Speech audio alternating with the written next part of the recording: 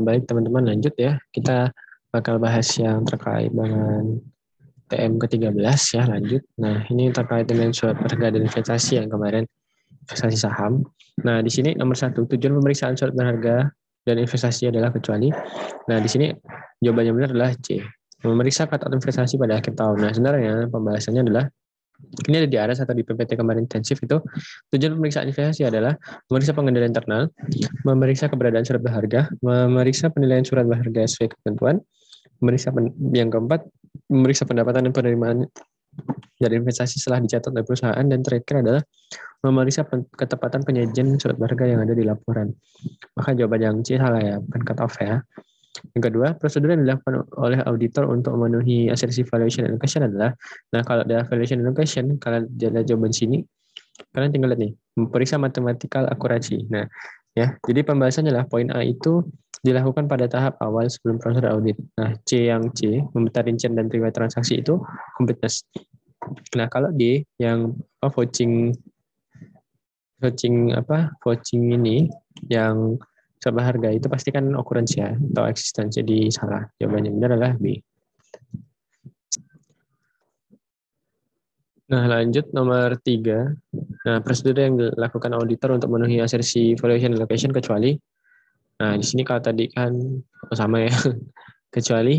Nah, berarti kan yang ditanya yang kecuali dari valuation. Nah, kalau tadi kan A udah benar ya. Yang B, subsequent event ini benar termasuk juga. Yang perhitungan, kok ada perhitungan benar ya. Nah, mencocokkan saldo buku besar. Nah, ini lebih ke existence atau occurrence ya. Jadi ini salah nomor yang ini jawaban D. D harusnya yang ABC itu masuk sebagai valuation allocation. Nah, lanjut. Nah, kalau nomor 4. Nah ini di bawah ini yang merupakan prosedur yang dilakukan auditor untuk memperoleh bukti tentang keberadaan, kepemilikan dan kelengkapan investasi adalah kecuali. Nah di sini ya, kalau misalkan keberadaan kelengkapan, kalau investasi fisik ini benar ya. Tapi kalau misalkan konfirmasi ke pialang, nah ini jelas salah ya. Kalau konfirmasi ke insurer atau kustodian atau agennya itu benar. Udah sorry teman.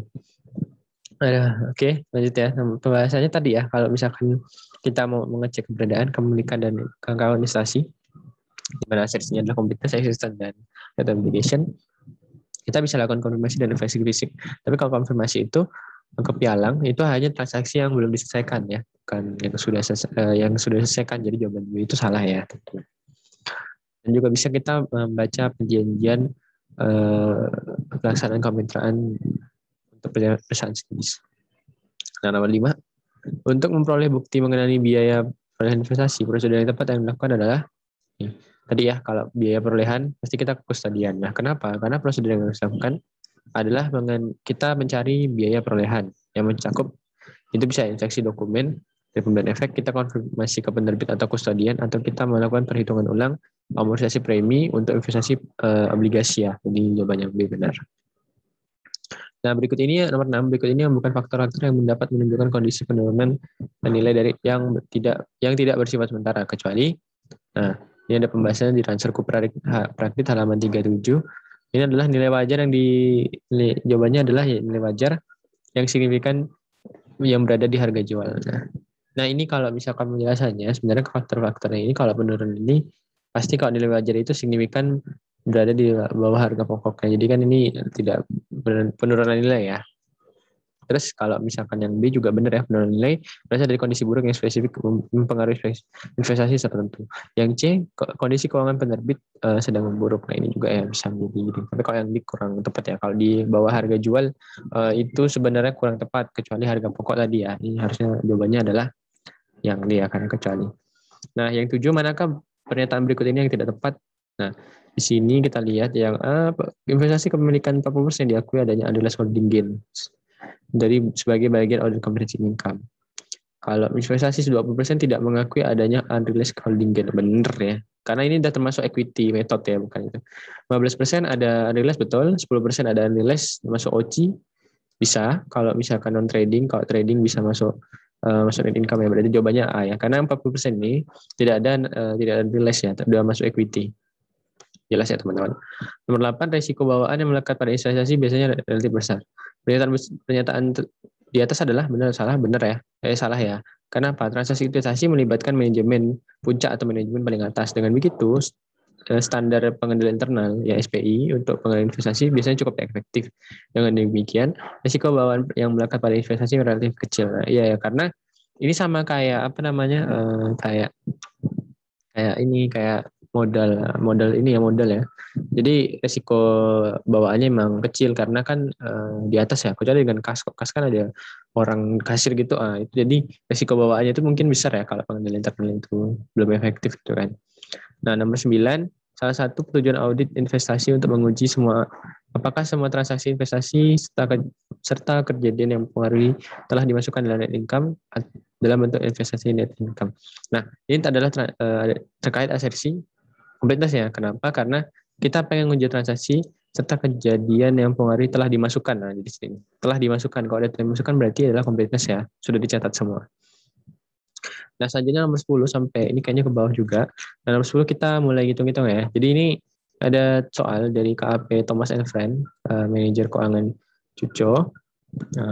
Datanya 1 Januari. Ini ada 100 lembar saham investasi di Pikeunco dengan 10% kepemilikan dan diperjualbelikan trading.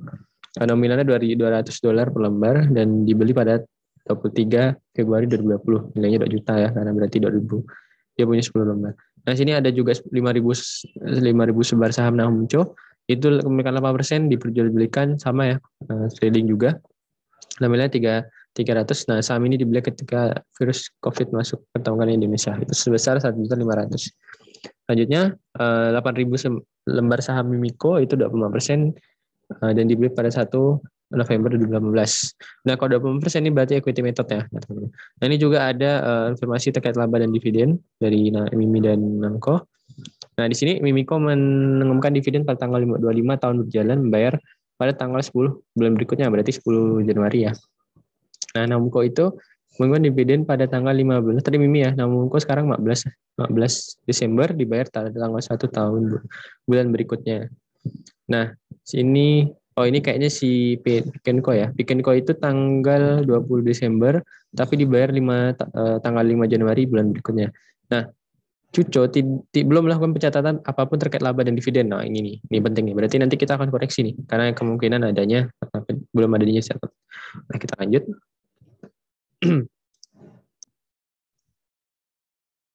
Nah, kita lanjut. Nah, tadi ya nomor 10. Nah, di sini pada 1 Agustus Coko menjual 2.000 saham milik Namco, harga 350 per lembar. Nah, jumlah harus dicatat di Namco adalah, nah ini ya kalau bahasanya ya. Jadi kalau kita tinggal kali jumlah ini 2.000 kali 350, 7.000 ya cash yang kita dapatin. Kita tinggal kali tadi Namco itu berapa ya tadi? Berapa sih? 300 ya? 300 kali 2.000 berarti 600 ya yang hilang investment yang dikreditkan, dan sisanya 100 sisinya adalah ini ya keuntungan. Gampang ya. Nomor 11 kalau misalkan jika jurnal yang Cuko adalah 700 cash pada investasi 700, maka koreksinya berarti kan dia tidak mencatat gain on sale. Nah, nomor 11 kan kalau misalkan catatan cuma cash pada investment Inamo. Berarti kita harusnya menambah, kita kurangin investasi ini ya.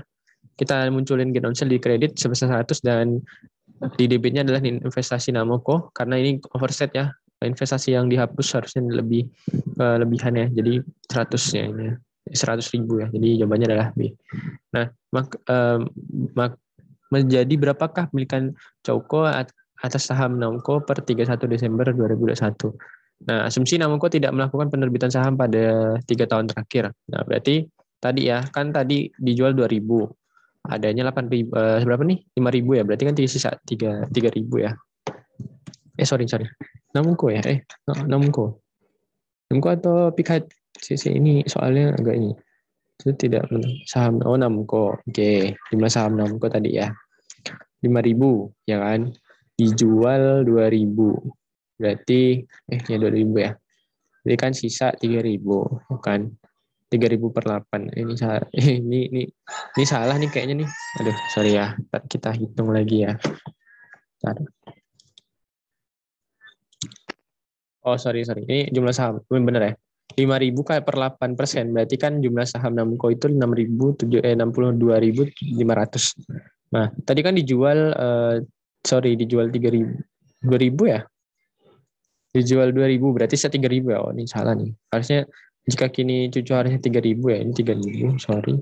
3.000, maka pemilikan Cuko dan atas Namco adalah sebesar 4,8%. Berarti tinggal 3.000 dibagi 62.500. Nah, jawabannya adalah D.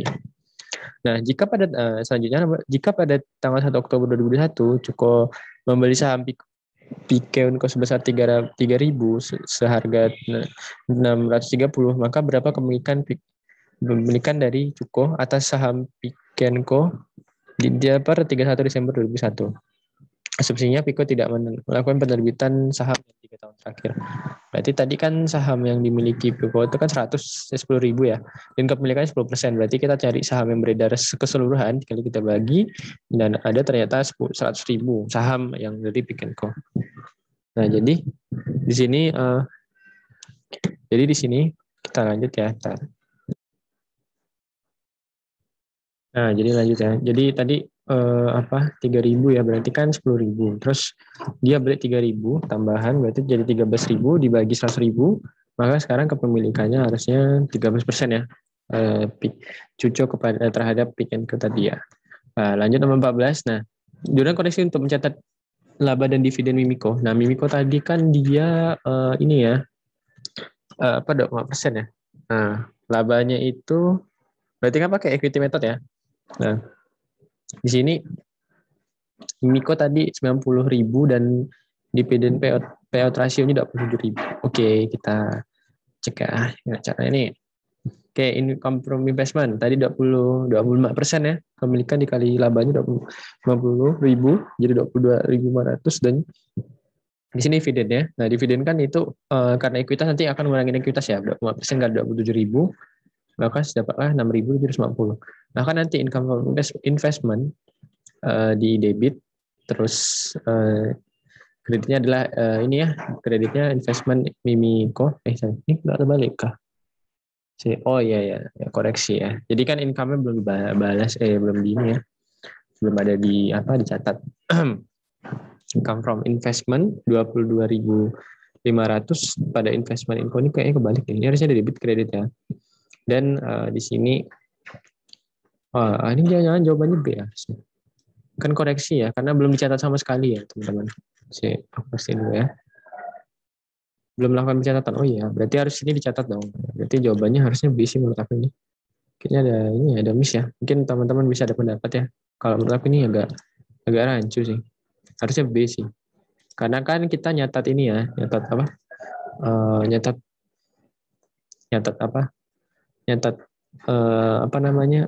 ini ya. Sorry, tadi harus jawaban sorry. Ini harusnya kredit ya, income from business kredit pada investment ko 22.500 dan order receivable sebesar 6.700 mengurangi ya dividennya investment Miko 6.700. Nah, jawabannya harusnya ini kredit ya, ini kredit. Sorry, ini harusnya kredit karena ingat laba menambah investment ya ke S. Oke, lanjut nomor 15. Jurnal koreksi untuk catat dividen dari Namco. Nah, Namco tadi kan kita punya kepemilikan baru kan 44,8%. Dan kita tadi DPR dividennya ya, karena in trading dapat 17.500, labanya tidak usah. Kita kalikan aja. Jadi harusnya dividen kita yang terima itu adalah $850. Maka karena ini masih terutang, jadi order receivable dividen pada dividen income sebesar 840. Nah, yang Pikeunko juga sama, karena tadi 13% yang baru dikali income, dikali dividennya 35.000 ya ini. Tinggal dikali. Jadi nilainya kita dapat dividen si Cuko itu sebesar 4.550. Cuko. Nah, itu jawabannya A ya. Ada receivable dividen 4.550 pada dividen income sebesar 4.450. Nah, selanjutnya nomor 17, jurnal yang dipakai perusahaan apabila mereka melakukan pembagian dividen kepada investor adalah dividen payable pada cash ya. Karena kan dividen payable itu ini baru membagi ya, bukan dividen. Jadi harusnya adalah jawabannya adalah D ya. Belum membagikan ya. Kalau misal OSDD ini kan bukan dividen cash ya. Dividen lain ya. Harusnya kan dividen payable cash. Karena ini mengumumkan membagikan dividen ya, bukan mengumumkan. Mengumumkan baru dividen pada dividen variable atau return earning pada dividen variable. Ya. Itu nomor 18, jurnal koreksi yang diusulkan oleh auditor ketika terjadi kesalahan di mana nilai dividen yang terima memiliki selisih sebesar 3.500.000 pada tahun berikutnya. Maka kita akan mendebit return earning karena di tahun berikutnya ya. Ini kan harusnya kita return earning pada cash sebesar 3.500.000 ya. Karena return earning ya. Nah, karena tahun berikutnya, karena dividen revenue sudah masuk ke dalam akun return earning perusahaan pada tahun sebelumnya ya. Nah, jurnal yang dibuat perusahaan ketika membagi dividen berupa saham. Nah, ini yang kemarin di AKM, OSDD, Ordinary Sharing Dividend Distributable pada share capital sebesar harga par ya. Jadi, pembagian dividen saham itu otomatis sesuai dengan saham beredar, parnya, dan outstanding share akan naik sisi kredit. Nah, jurnal yang dipakai itu OSDD pada share capital ya, bukan return earning pada OSDD ya. Ya, itu kalau misalkan ini kita membagi dividennya. Tapi kalau ngumumin itu return earning pada USDD ini benar. Nah, itu ya teman-teman. Ingat AKM kemarin. Nomor 20, asersi yang digunakan untuk melihat apakah dividen payable sudah record adalah occurrence ya. Kalau misalkan sudah di record itu bukan dicatat ya, maksudnya sudah terjadi itu occurrence ya, bukan completeness. Nah, mungkin itu sekian dari penjelasan aku. Terima kasih sudah mau mengikuti. Terima kasih, jangan lupa tetap semangat. Assalamualaikum warahmatullahi wabarakatuh. Terima kasih.